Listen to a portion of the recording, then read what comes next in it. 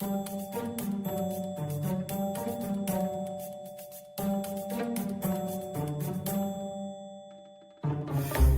let's do the welcomes and the whatnots. Ugh. Welcome to Crime by the Bar. Welcome to Crime by the Bar. I'm Jonatan. I'm Anna. And here we are. Yeah, on this glorious Tuesday. Tuesday, thank you. I'm trying to keep my mouth shut now so I don't stumble, as I always do. Oh. But it is Tuesday. It is. We're a whole 2 days through a week. I'm so glad. Well, Friday can't come soon enough. indeed. Vacation needs to come, though. I feel that. It's like another, 2.5 weeks until you're on vacation? I think so, and I hope so. Okay. We'll see. I'm considering just taking a bus to somewhere, maybe Belgium or something, for a random day trip. I really don't travel enough around the neighbours here. I was actually, as you were saying you were considering taking a bus, I was thinking, why don't you just take a bus to Portugal or like Croatia or Bulgaria or something? Why not? Bulgaria would be a lot of fun. It's maybe not. Well, I'm not sure how the bus, neither fare nor travel time is over there, but less of a day trip, possibly. Probably less of a day trip. I think that would take quite a long time to get there. Mm-hmm. You should take a holiday. I will see what happens. Ugh. So, where were we? It's Tuesday. It is Tuesday. Do we want to talk about the theme? I'm not sure. Like, we didn't really talk about the theme that much when we started up. I'm going to say, if you want to, or if you have a feel for it, that's fine. But How fitting is yours of the theme? very. Oh, really? Oh, yes. Oh, I'm excited. No, this one is very spot on and obvious, which might be a spoiler in and of itself, but hey. Do you think you're worse this week? I am pretty bad. I will tell you, there is a death, and it's a pretty bad death. Okay. I think you should go first. As well. I have a bonus one, which is pretty bad. A bonus? Oh, you have two this week. The other one isn't... so I have one this week, and then I have one to talk about over drinks, because I think you'll thoroughly enjoy it, but it's actually worse than my normal one. Okay. Yeah. That's interesting. I actually have one as well that I was thinking of talking over drinks with. Okay. Just really briefly, but that one is really easy, so that's fine. I have a cocktail suggestion in that case. Nice. I think we should do something that looks like Anti-Freeze. Okay, I'm... Don't worry, I'm not going to feed you Anti-Freeze. No, I'm just getting worried about your tale, but yeah, that sounds interesting and, fresh and clear and shit. Oh, we'll do something really icy and wonderful. Yeah. I'm all in favor of that. Okay, cool. So, what did we say? I was probably worst. Yeah, you're probably worst. Okay, then I shall go first. Tell me your story, Jonatan. I'm going to tell you the sad tale of Michael Anthony Martin. Okay. Affectionately known as Mullet Mick. Okay, I haven't heard of this. I did mention the country to you, and it takes place in New South Wales in Australia. Which is quite funny, because I almost did one from New South Wales in Australia. That is not this one. Oh, really? Yeah. Huh. And then I was really worried, so I didn't. Well, in that case, this is new. No, to me, like, if you have something like Mullet Mick and then combine it with Australia, then you have a pretty good picture. I'm pretty sure you would be able to guess exactly who it is from, or you have a mental image. I have a mental image, yeah. He was 46 years old because we're going to the middle of 2014. Hey, okay, fairly recent. It's kind of recent. So, I mentioned this is a sad tale because on June 13th, so almost smack in the middle of the year, something horrible happened. Uh-oh. Michael was living in a housing unit in, sorry in advance, Murwillumbah. Okay. I think that's approximate. And at this time, his son, Michael Philip Martin, was staying over. I will be referring to them mostly as senior and junior. That makes it really clear for me. I like that. Yeah. So Michael Jr., he was 28 years old. He described what happened that night as follows. Sometime around 3 in the morning, Jr. woke up from someone whacking him on the forehead. Okay. He was dragged out to his father's kitchen, where was bound and gagged with gaffer tape. And the attacker, who didn't recognize or know, just told him to shut up or you die. That's horrible. It is not a fun position to be in. So Junior was tied up, left there, and he described hearing, quote, a gurgling sound, which he believed was from his father getting his throat cut. Whoa. He was left there, and after a while, he managed to wriggle out of the home and try to get help. So he was found at 11 minutes past 5 in the morning at the foot of the unit stairwell by a passerby, still bound and generally incapacitated. When he was freed, he told his rescuer, "My dad is up there. They got my dad. I think he's dead." Ooh. So Martin Sr. had been stabbed or slashed 16 times, including in the heart, the liver, chest, and he had had his throat cut. That's horrifying. Mm-hmm. So the post-mortem revealed the wounds were savage, and including a 19 centimeter deep stab wound to the chest and a 15 centimeter deep wound to his right shoulder. How deep is chest? My chest is pretty deep. Like, if you're talking, like, this is 20 centimeters, I guess. That's almost the whole way through. And it could have been at an angle. Yeah. Okay. Okay. 19 centimeter deep. And then shoulder? Yeah, shoulder. It had basically sliced the top of the shoulder bone off as well.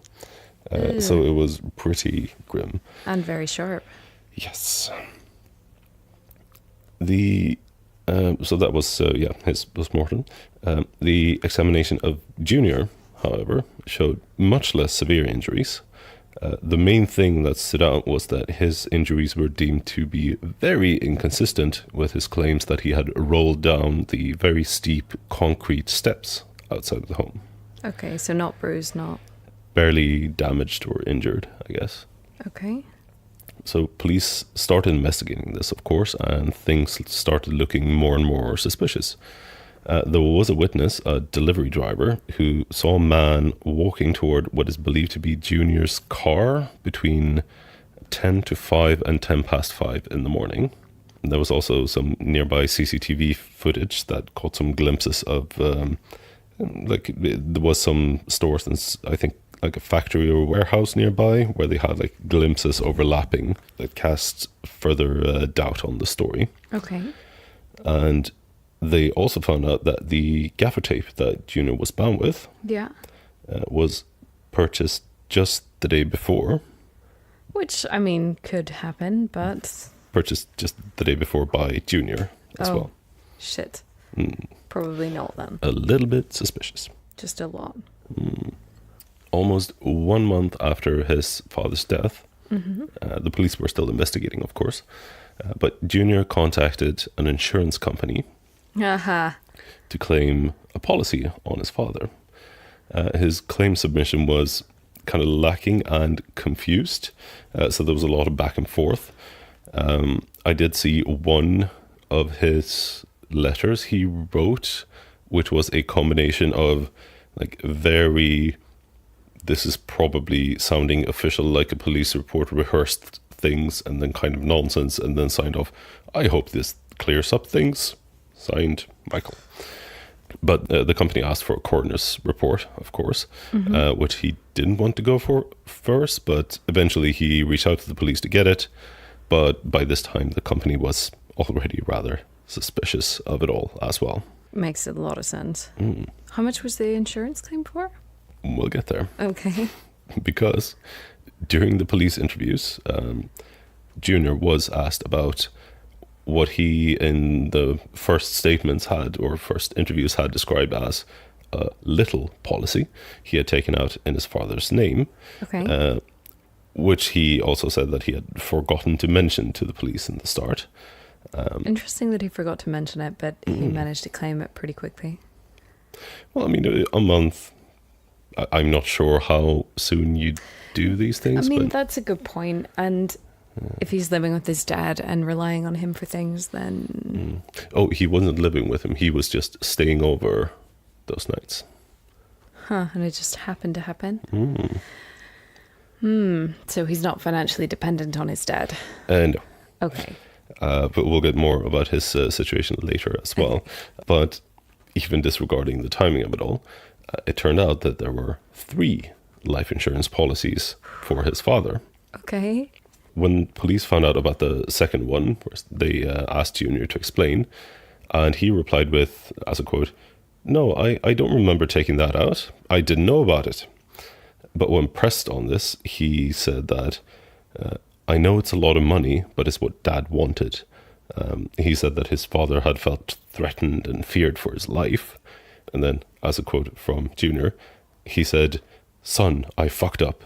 I don't want to involve you in this, but I want you and the kids set up when I go." Okay. Yeah. It turns out that he was a little bit more aware than that, though. So Junior had apparently called One Path, an insurance company, and asked whether he had taken a $1 million policy out in his father's name, and checked if that covered deliberate death or suicide. That's oddly specific. So this phone call was fortunately recorded on the 24th of February in 2014. Yeah. During the call, Junior was posing as his father. Oh dear. And allegedly he even asked, "So that's not deliberate from someone else, that's deliberate from you, right?" The policy with OnePass was one of the 3, as I mentioned. They were all set up in February, and they would have had a combined payout of 2.5 million Australian dollars. Whoa. Yep. So all 3 of them were made in his father's name, but Junior paid for them with his own credit card and even used his own home address on the contact form. That's really bizarre. And of course, Junior was the sole beneficiary of all of these policies. Very nice. So, as mentioned, the policies were in February. So 6 weeks and 3 days after the policies had been signed, the senior, Michael Senior, Mullet Mick, he was the victim of an apparent home invasion attack. So that wasn't the first thing? No. Oh. So this one in April 2014. And after the father, Senior, died, it became kind of clear what had happened. And as they dug into this, because on the 6th of April, Martin was meeting with the Junior's wife, and their 3 kids in the Courthouse Hotel in Murwillumbah. The lunch meeting was supposed to be like a chance to the estranged father and son to reconnect, and for the father to meet his grandchildren for the first time, which he had never done before. Okay. But instead, what it looks like and what the prosecution later pressed was that Junior set the situation up to make sure that his father, who was a well-known alcoholic, was drinking for most of the day, and to make sure that he was drinking later as well, Junior had given him a 4.5 liter bottle of rum as a gift. Classy. So later they alleged that Junior then, during that evening or the early morning the next day, attacked his father when he was home sleeping. And it was a brutal attack, but not like with knives or swords or anything. It was just fists, as far as I get it. And it resulted in the father being stuck in hospital on life support for over a month. Shit. Yeah. So police were keeping their eyes on Junior for most of this time, and as in after the murder, of course. At one point, they intercepted a phone conversation and some texts between him and, by this time, his ex-wife, Candice, where he asked her to go to his office. So he worked at the Somerset Regional Council, and he asked her to remove a 9-page long letter from his desk. So the letter appears to have been written in February 2015. Yeah. With his ex-wife as the intended recipient. And in it, he basically reflects on the collapse of the relationship. He mentions guilt and blame in not too unspecific ways. So some excerpts, we'll see if I use all of them, but one quote is, "I guess it was my guilt that caused me to be at the hospital so much. I was guilty because every time I entered the room, I saw what I had done, what my raw emotion had done, and it hurt me so much." Oh. Or, "I guess it was the main reason I tried so hard to finish it then, to put the man that had taken the full brunt of my animal side out of pain. And I feel so guilty for the way I let myself lose control. The animal side got the better of me." And he wrote rather specifically that he had a choice that night and I carried through with my plan. Premeditated. Kind of sounds like it, yes. So police arrested Junior in March 2015. Mm-hmm. But he insisted that the letter didn't mean anything, saying, another quote, "It's not about what happened, that's all about how I feel." And he tried to frame it as therapy, as a therapy writing exercise, rather than a confession. But during the hearings and subsequent trial, everyone was pretty on board with seeing the letter as basically an admission of both attacks. But when it came to court, Junior pled not guilty to all charges. The Crown prosecutor positioned that Junior had gone out of his way to rekindle the relationship with his father, who was an alcoholic, who had abused him as a child, in order to take revenge and solve his money problems. So when this started, I think Junior was about in $71,000 in debt. And not doing too great and having a wife and 3 kids and all that. So the prosecutor stated, by 2013, the accused said he hated his father and severed all ties with his father. The accused had told many people about the abuse he suffered at his father's hand. So toward the end of October 2017, after almost 5 days of deliberation, the jury found Junior guilty of the murder, the attempted murder in April, and also on 1 count of grievous bodily harm with intent to one of his father's friends who was also attacked in April. Wow. Yeah. And he was sentenced to a minimum of 27 years in prison, max of 37. At this time, also, Martin's wife, ex-wife, Candace, she pled guilty to accessory to murder after the fact and grievous bodily harm with intent to murder. So there have been a lot of interviews with her and such. So she had told the court and police that she told the court that she had lied to police on many occasions because she feared for her life and safety, saying, "If I didn't agree, I might be the one who was 6 feet under," as she said. Maybe that is true, but it's possible. Looking at this guy, I saw some police interviews as well. In the first one, it appears that he is pretty good at acting. Yeah. But it kind of unravels after a bit. But that, and then reading her, she was definitely involved, of course, but I do think that it looked like the media as well kind of tried to paint them in like a duo, Bonnie and Clyde spree kind of thing, which I don't think was the case. It was more, she was definitely along for the ride, but possibly didn't have too much choice. But yeah, that was, sorry, did I rush through that one? It felt like it was a bit rushed. Yeah, sorry about that. It went fast, but I guess it's all the name confusion that I was trying to avoid with a Michael Martin. But no, it isn't a mystery. It's pretty clear cut what happened. Kind of impressive with the amount of, and also how can you manage to set up $2.5 million in separate insurances, overlapping. Yeah. while pretending to be someone else and working. I mean, what do you need to set up life insurance? You just need to... You need to have enough information on the person whose life you're insuring, and he probably had everything there that he needed. Well, this is true, but at the same time, considering how much, or at least how many attempts at like insurance fraud there are, and I've seen a lot while digging around, I would think that they would investigate more before allowing it. But maybe that's just something they do before they need to pay out. I guess they don't really need to cross-check with other companies to see what policies have been taken out. Yeah. But... But yeah, it was a short one, but it kind of stood out to me because of, well, the amount and partially the sloppiness, but also how he managed to get away with it the first time, kind of.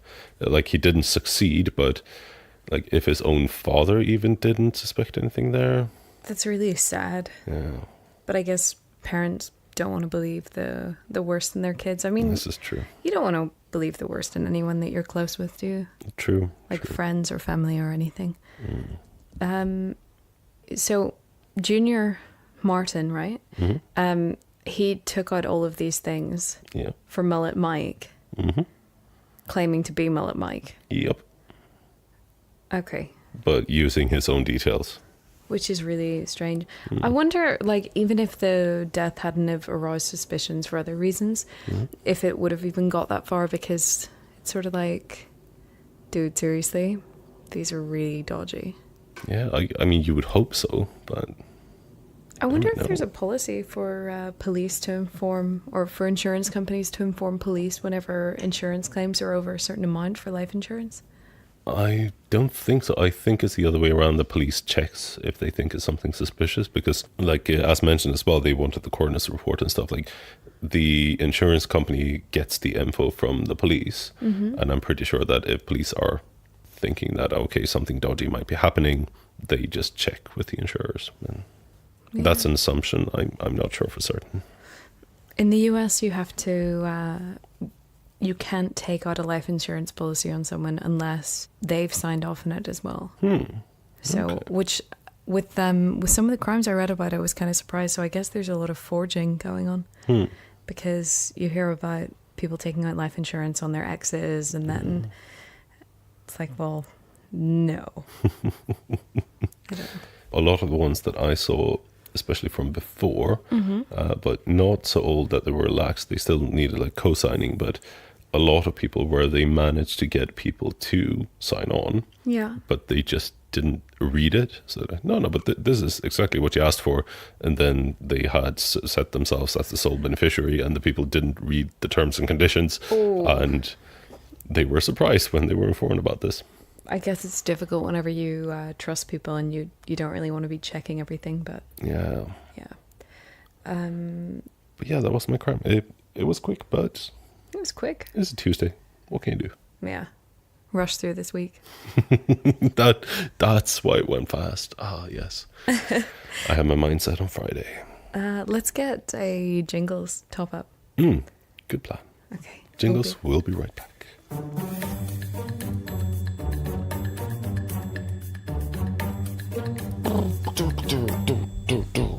Okay. Hello again. Hello. We're back. We're back. And really warm. We're really, really warm. But we shall get a refreshing, not as cruel crime. Was mine worse, by the way? Okay, good. Mine's kind of quick as well. Mine is from New Jersey in 2003. Oh. Okay. It's not super old, but not super new. No, it's the elusive decade. The elusive decade. Yes. Okay. So, Wednesday, the 11th of June, 2003. It's in Tinton Falls in New Jersey. So, Derek Nicholson, who's... Oh. Yeah? I was just going to ask if we would have a question, but we're just launching. No, you haven't heard of this.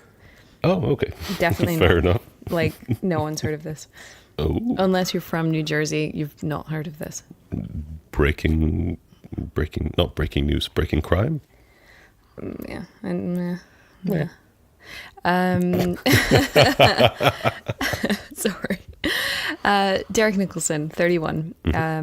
He applies for a $3 million insurance policy on himself, listing his 25-year-old girlfriend, Nikole Nagle, as the beneficiary.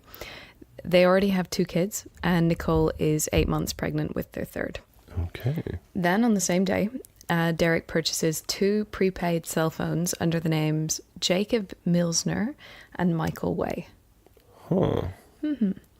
So fast forward a bit over a month. It's now Tuesday, the 22nd of July, 2003. Derek has now been issued with a $1 million insurance policy. So it's not what he was asking for, but this is what they're willing to put on him. And he gets the acceptance on the Tuesday.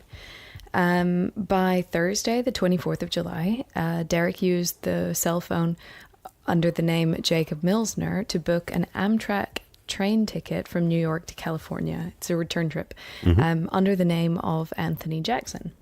I'm going to lose track of all of these names, just so you know. I guess you don't need to know too much about the names. Basically, It's good that you're saying them. I'm just letting you know that if there's a question, I won't be able to answer. No, it doesn't matter. Basically, he has 2 cell phones in made-up names, and he books a train ticket to the other side of the country in another made-up name. Because, as far as we can tell, there is no Anthony Jackson. Okay.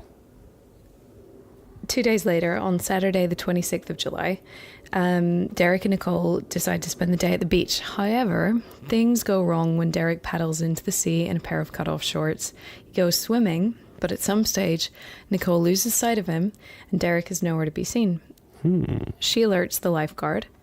Sorry, Coast Guard? Lifeguard, and then the Coast Guard, I guess. They begin to search for him, but they can't find any trace of him. Nikole is, bearing in mind, she's like 9 months pregnant at this point. Yeah. She follows their advice and reports Derek missing to the police. Another 2 days after that, so the 28th of July, Nikole gives birth to their third child. So it's been super busy. By Friday of that week, so we're now up to the 1st of August, and it's 6 days after Derek has disappeared, Nikole makes a claim with the insurance company. They are really, I mean, in her opinion, not that helpful. Basically, they tell her that without a body, it could take up to 12 years to settle the claim. So she's understandably pretty upset. They've been together for quite a long time. This is their third kid that's just been born. He's not here. You know, she's not really left in a very comfortable situation.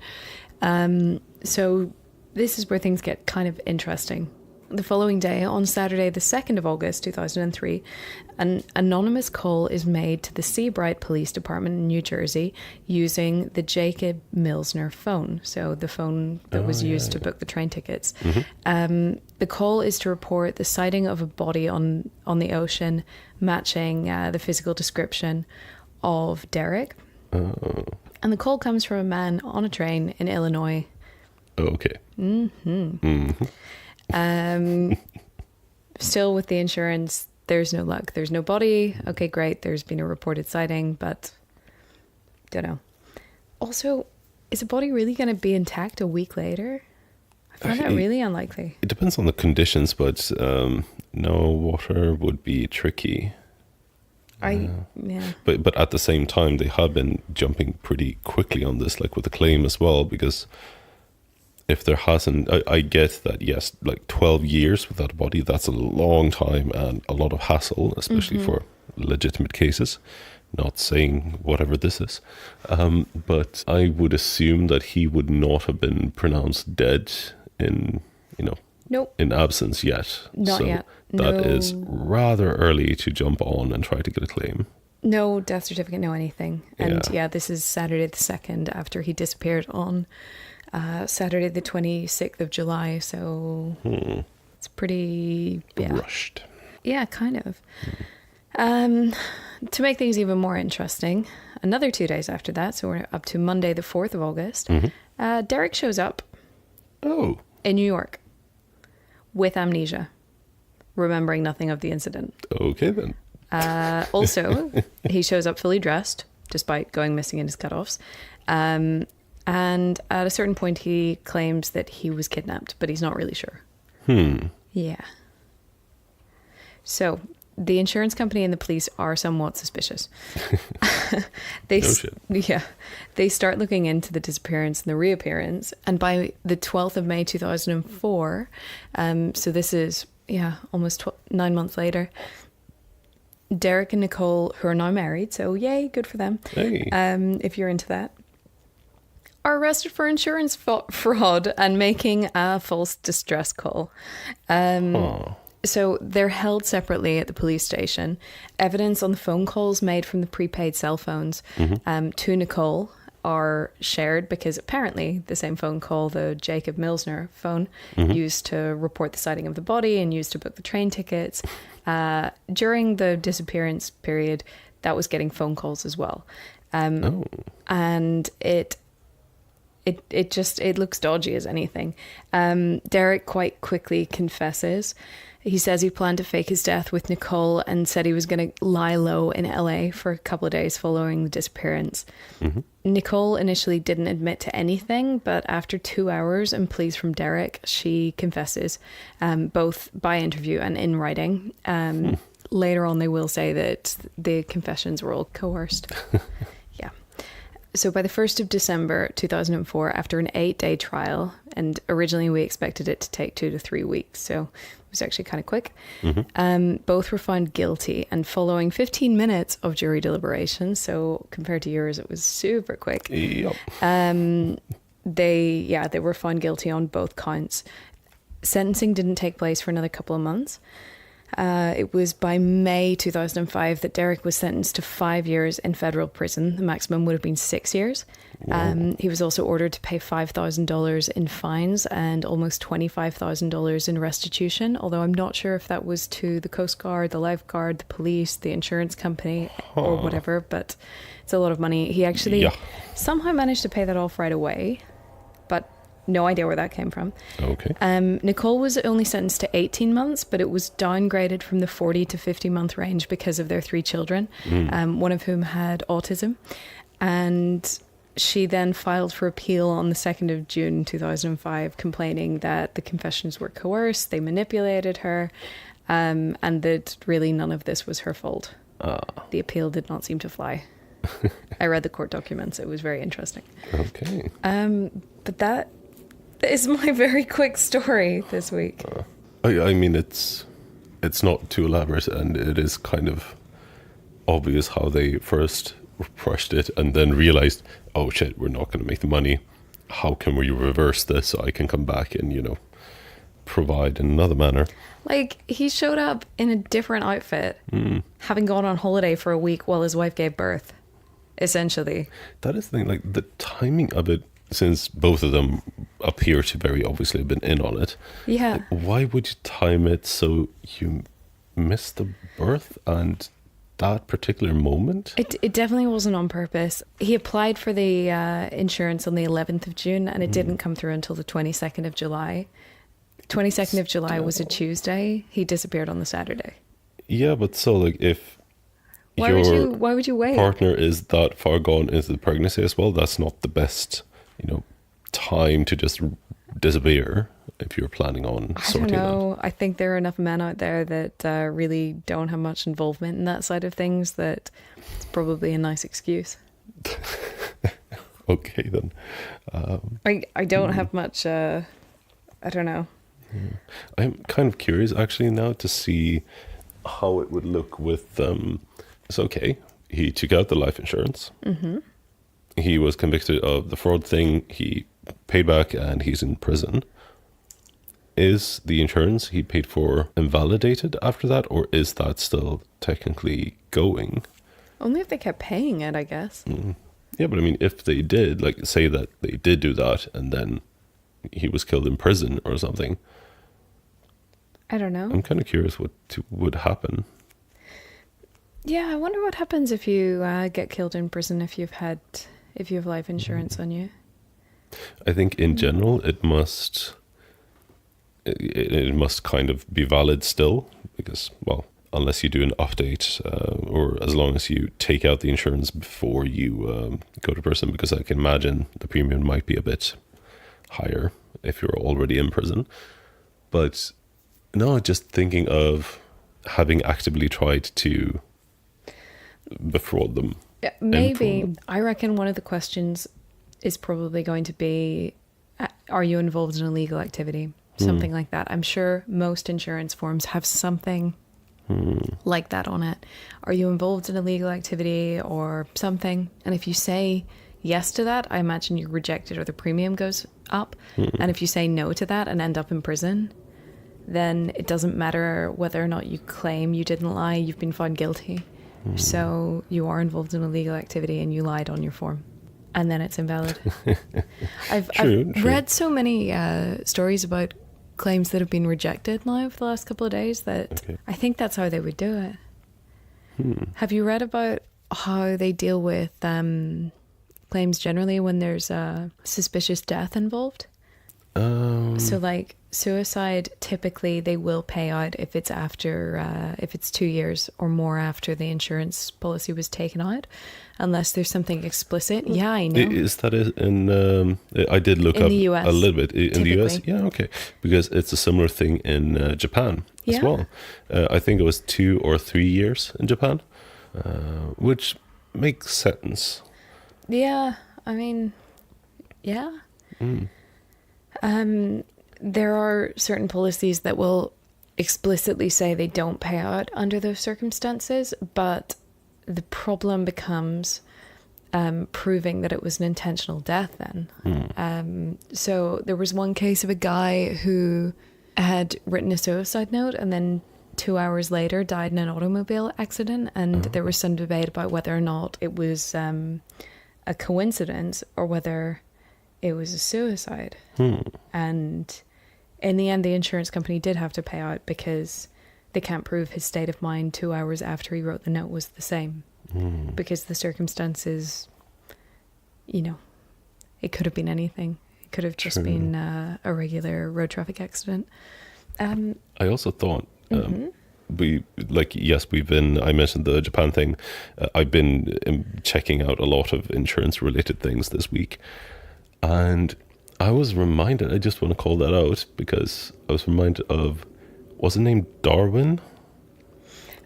Peter Darwin. Yes. Our canoeist. I kind of stumbled on that case again, but I've forgotten the name and thought, Darwin. Peter Darwin. I would have known this if I heard it. And then reading, you get really fascinated. Like, wait a minute, I know We've this. done this. Yeah. Well, sort of it's done a good it. one. Yeah. But to be honest, you told it way better than anything I found on the net. So. Thank you. That was recalled from memory, wasn't it? I think it was a random side You note. put it up as a bonus one, yeah. Yeah. It was a good one. Well, I have a bonus one tonight, but an Irish American. Ooh, with a really good nickname. Better than Mullet Mick. I think so. Ooh, I'm getting outclassed on so many fronts. Come on, where are you?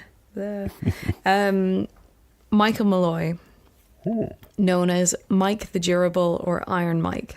I mean, both of those are brilliant separately, but having both of them for the same person is kind of good.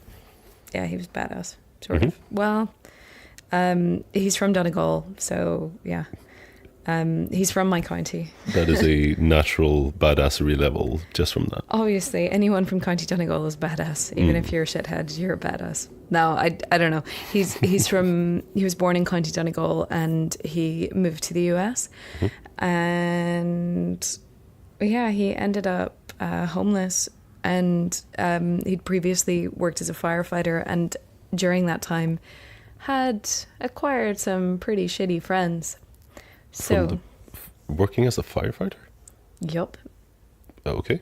I know. Not the connection I would have gone for, but No. shoot. No, let's have a drink inspired by Iron Mike. Oh, yes. We need the, not paint thinner. What were we Anti-Freeze. doing? Anti-Freeze, yes. Let's have an Anti-Freeze Slushie. Perfect. You can watch me make it so you know there's no antifreeze in it. I trust you. You know, if you drink antifreeze, you're not supposed to try to throw it up. Oh, this I know. Yeah, good. I don't remember what you can actually do to help it, but I definitely remember do not throw up. Is it milk? Possible. Milk helps for a lot of things. Antifreeze, like curry. Okay. Let's go make a drink. Let's go make a drink. Yay.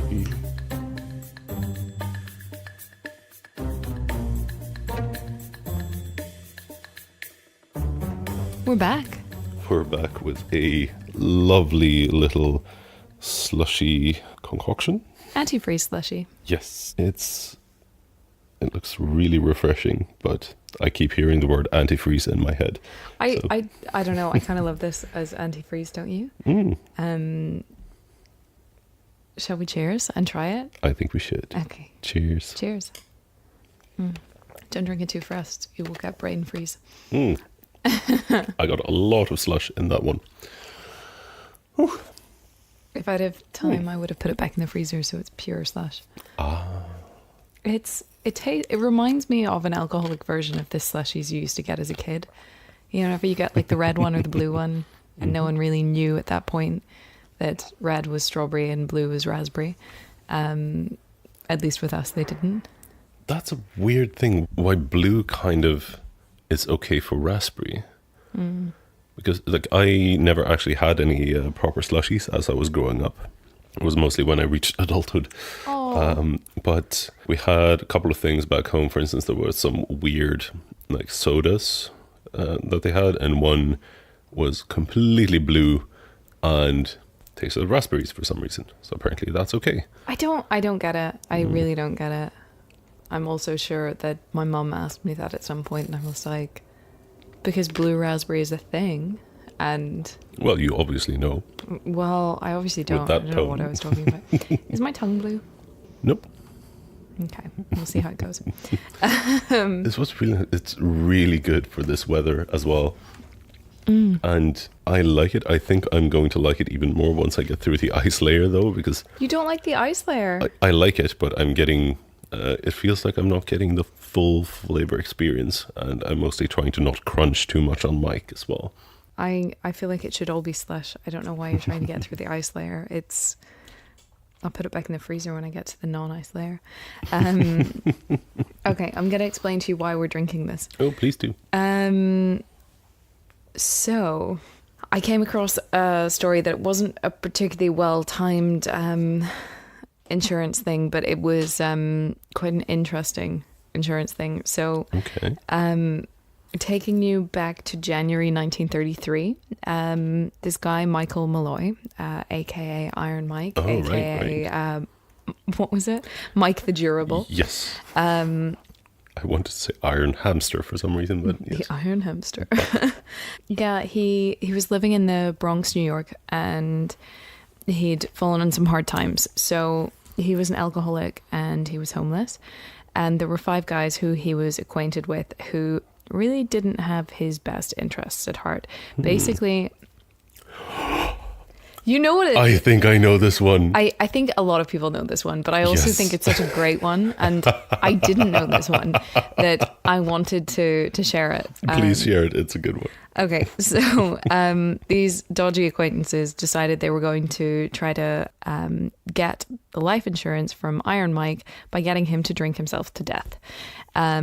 So the 5 guys were called Tony Marino, Joseph Red Murphy, Hershey Green, Daniel Kreisberg, and Francis Pasqua.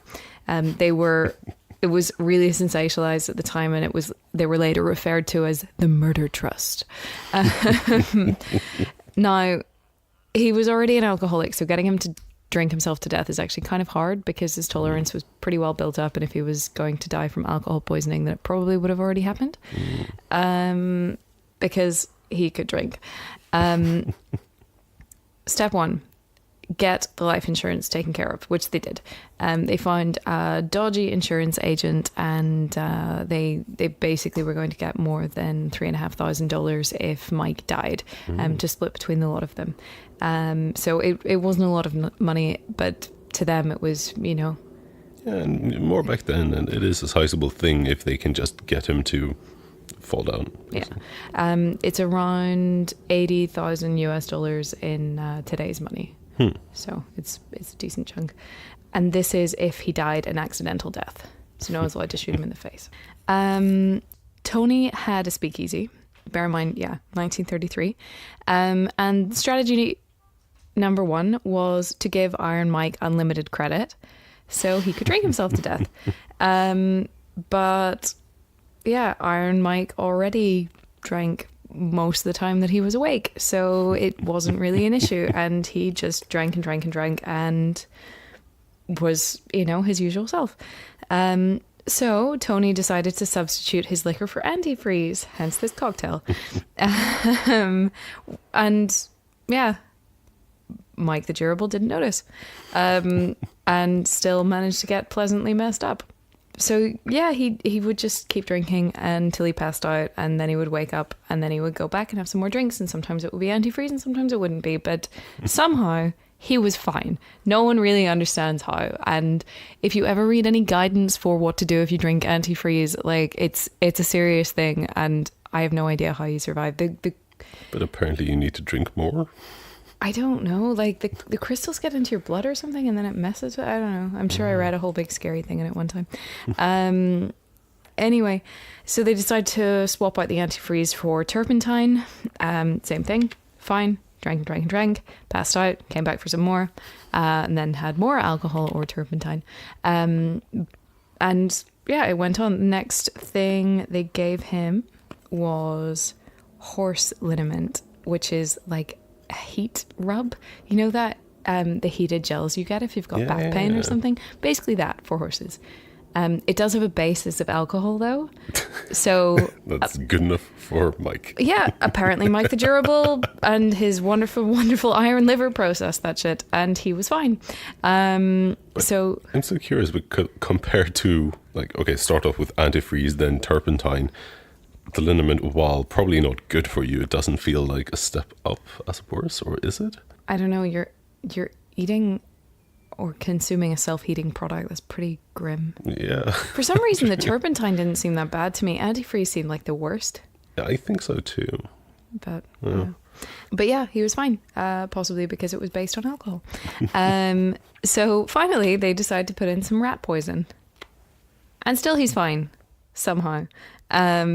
So the group then decided to get creative and tried to give him raw oysters that had been soaked in wood alcohol. Again, it was kind of fine. Again, it's basically just methanol. It's not particularly exciting, but but not particularly good for you either. No, you'd think not, but this guy's put up with a lot, and apparently he's okay.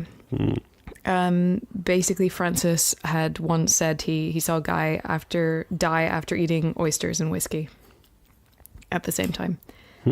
And to that I say, you've never been to Ireland.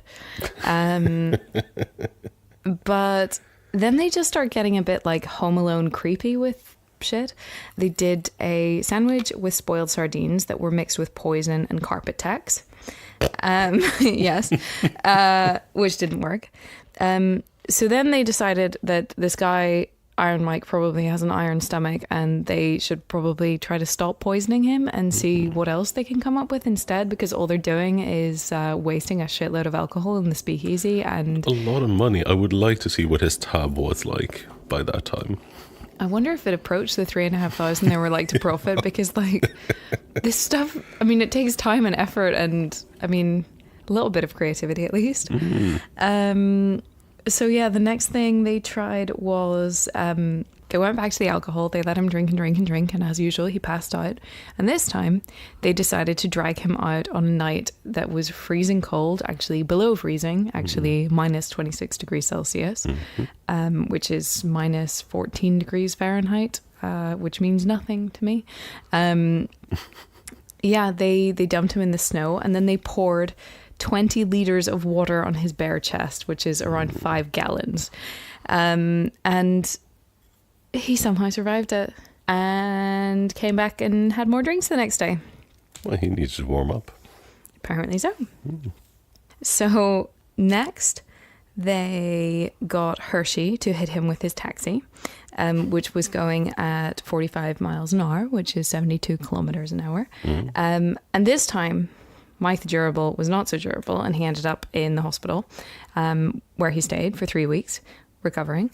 The group assumed he was dead, but no, he wasn't. He was fine, so they couldn't collect the policy. And again, appeared at the bar. So the next attempt, they decided... Now, bear in mind, this was all done in like a month. Mm-hmm. This took place over the course of like 6 weeks.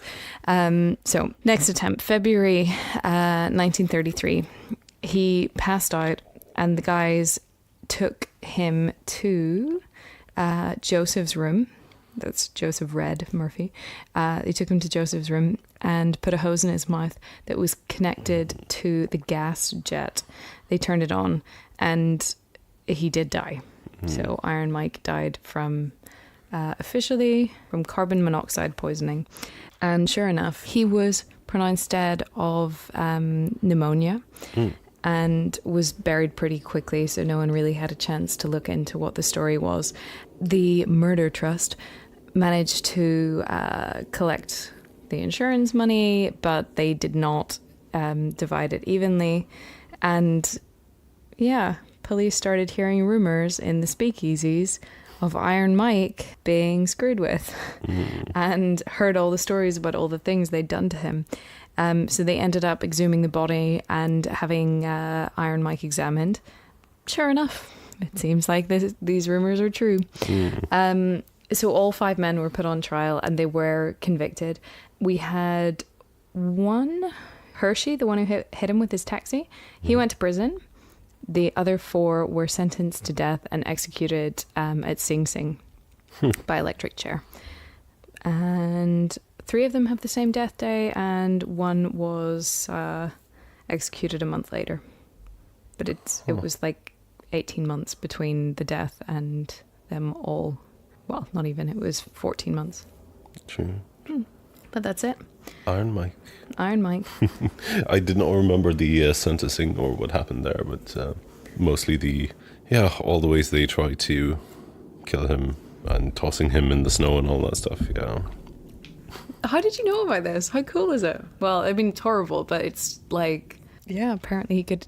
It's a good story. Stories travel. Yeah. I honestly don't remember where I've heard of it, to be honest. Double honest. You enjoying your cocktail? I am. I've tanked through mine. And it kind of has the perfect... Anti-freeze quality? yeah, I'd say so. I like the anti-freeze. It kind of works perfectly in this glass as well, I think. Yeah, I think so too. We're having our blue alcoholic slushies in a margarita glass, which I thought I wouldn't use at all, but I've been doing loads of frozen daiquiris and slushy cocktails, and I think it's good. I'm all in favor. So I guess That's we've had an efficient Tuesday. And that's what we're going for. Yep. So, do you have any more crimes in your back pocket, or are you rounding off? I feel like I had more, but I can't remember. Like there were some other really good ones I came across, but some that were also really famous, so I didn't really want to... I think it's fair to say we try to avoid doing the obvious ones. Yeah, true. No, we don't have to do more. Oh, no, this one I really loved. Not just because the headline for it was "Teacher gives students A for arson." And the story is essentially about a high school chemistry teacher called Tramisha Lashin Fox, who made a deal with 2 students who were failing her course. Basically, if you set fire to my car, I will give you an A. For insurance fraud. I will just say that I really hope that they were so bad at chemistry that they didn't actually manage to start a fire in the car. I don't think they did a very good job. So she left the car unlocked in a local mall when she and her daughter were inside watching a movie, and the plan was that the high school students were just gonna set it alight whenever she was in there. What actually happened? Basically, she bought the car on credit, and it was on the verge of being repossessed. And she was caught because there were a whole bunch of phone calls between her and the students before the car went up in flames. And... But they did manage to torch it, at least. I think so. Oh. Well. I mean... Do we know if the students actually got an A as well? She was fired, so I don't know that it would have stood. She only had to serve 90 days, though. She had to write an apology letter to the school district. She had to repay more than $4,500 to her insurer, give up her teacher's license, and perform 400 hours of community service.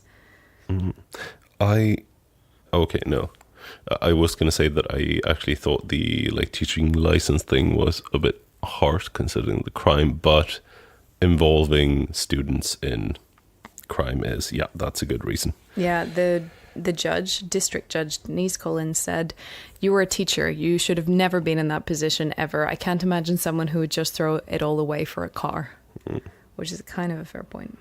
Yeah, I mean, if she would have just torched it herself, that would have been fine. Okay, fine, she needs to pay back and the insurance pay and all that. But I don't think it should have been harsher than that, though.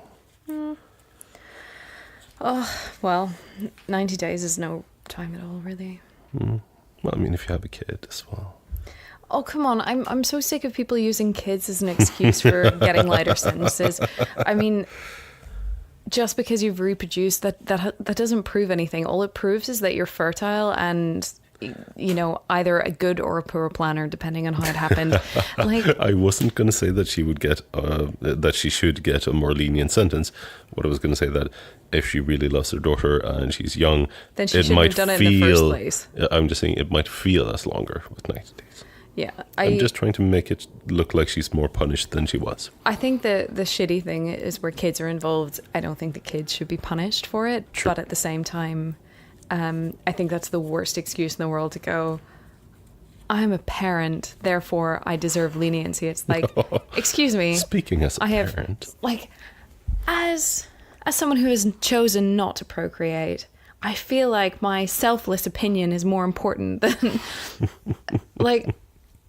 I think people should do, what they want, but they should take responsibility for their own actions. And True. Whenever I'm saying do what they want, I mean, if you want to have kids, great, but don't wheel them out and go, oh, but I have kids to take care of. No, you did the shitty thing. And if you're a shitty person doing shitty things, then your kid is probably better off with you not being around them. Anyway, sorry, that's my rant. That's a rant. Anyway, A for arson.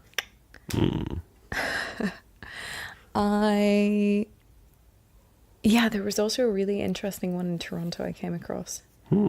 And there's one so the crime I did tonight wasn't my original crime. The 1970s one. Yep, I was considering if I should comment on that or not. But. I am going to do that for a mystery episode. Oh, interesting. Yep. It's a fencing. As in on the fence thing, if it's solved or unsolved. There are a couple of components. Ooh. And it's unsolved, I guess. Well, I'm looking forward to hear it on a Friday in the future. Yeah, not this Friday. Different one this Friday, as you know. But yeah. Possibly. I mean, you do tend to change things a lot. So. I do change my mind a lot. I really need to stop changing stuff last minute. Well, I mean, looking from the bright side, this just means that you research way more crime, so you basically have a buffer. Yeah, I do, I guess. Which I do not. Oh. Okay, but we should say goodbye for this lovely Tuesday. We should. We should round off the Tuesday. Everyone should get to bed, make the weekend come faster, and then we'll, talk at you more on Friday. Sounds wonderful. So if you have, everything here is pretty clear cut, so no theories, but if you have questions or suggestions, you can always hit us up on Twitter at Crime by the Bar. And we've received some lovely emails. Please keep them coming. crimebythebar@gmail.com. We do appreciate that. And if you want extras or photos or just a nice URL to make your homepage, go to crimebythebar.com. If you would like to support us on our future endeavours, you can check us out and our longer episodes with all of the extras that our regular listeners don't hear at patreon.com/crime by the bar. Indeed. And that's it. Yeah, that's it. So we wish you a good night, good week, and we'll talk to you on Friday. Talk to you on Friday. Bye. Bye.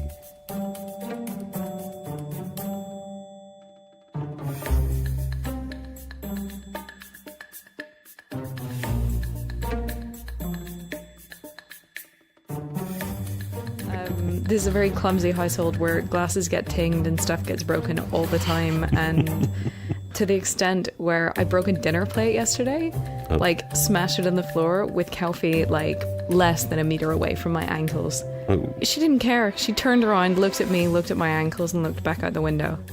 And I'm like, yeah. You raised her strong, independent, and situationally aware. Well, it used to be she would hear something smashing and she'd come to see what it was, and that resulted in her being hoiked many times off the floor, which I guess isn't very fun whenever you're tiny and trying to find out what all that shiny glass is on the floor. But yeah.